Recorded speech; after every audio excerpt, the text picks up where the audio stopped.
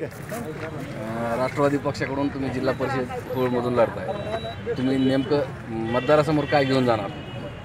मतदारांना काय विषय मांडणार? कुठल्या मुद्द्यावर ही निवडणूक तुम्ही तुमच्या सरकारची लढवताय?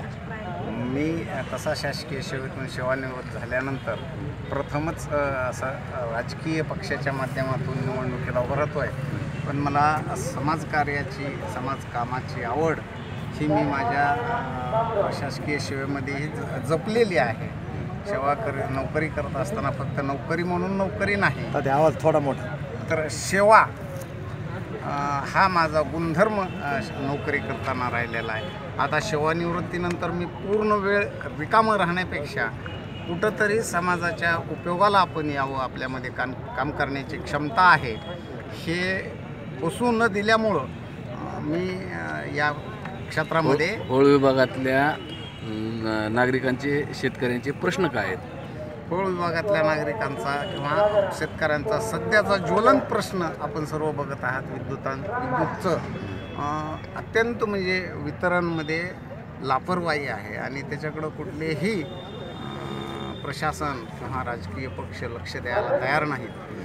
विशेषतः अपेक्षा ही सत्ताधारी पक्षाकडून असते, पण शेतकऱ्यांचं फार अतोनात नुकसान होतं आहे. हा मोठा प्रश्न आहे. भविष्यामध्ये करता आलं तर किमान तेवढ्या सर्कलमध्ये तरी विद्युतीचं सुरळीकरण करण्यासाठी आमचा सतत लढा राहील.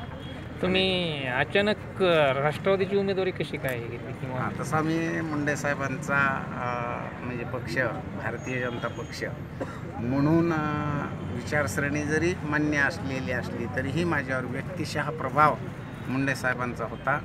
मुंडे साहेबांचा मी तसा हितचिंतक होतो आणि व्यक्तिगत स्नेहातून भारतीय जनता पक्षाशी अप्रत्यक्ष संबंधित होतो.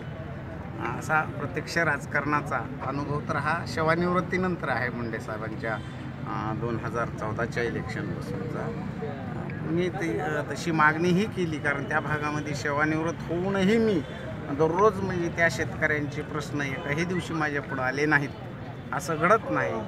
तर मला लक्षात आलं की ह्या लोकांचे लहानसहान प्रश्नामध्ये सतत मदत आवश्यक असते, तर ती मदत आपल्याला करण्यासाठी कुठलं तरी एक माध्यम असावं. आणि आपण ज्या विचाराच्या पक्षामध्ये काम केलेलं आहे त्या पक्षाकडे मी उमेदवारीची मागणी केली होती. त्यांच्या काही अपरिहार्य कारणामुळे तिथून उमेदवारी मिळाली नाही. आता मी माझं काम करण्याची आवड असल्यामुळं मला पवारसाहेबांच्या राष्ट्रवादी काँग्रेसनं संधी दिली, ती संधी मी घेतली. त्याच्यात गैर आहे असं काही वाटत नाही. त्याच्यामुळं मी लोकांच्यासाठी ती संधी घेतलेली आहे आणि तिचं सोनं करून. तुमचे आश्वासन काय काय राहतील निवडून आल्यानंतर जिल्हा परिषदच्या माध्यमातून ज्या काही योजना ग्रामीण भागामध्ये आहेत त्याच्यासाठी सतत जागरूक राहून त्या संबंधित गावचे व्यक्तिगत योजना किंवा ग्रामपंचायतच्या माध्यमातून राबवलेल्या, जिल्हा परिषदमधून राबवलेल्या मला प्रशासनात काम करण्याचा अनुभव आहे. पाठपुरावा जर आपण करत राहिलो, त्या ठिकाणच्या प्रतिनिधीनं केला तर बराचसा विकास होण्यासाठी मदत होती आहे.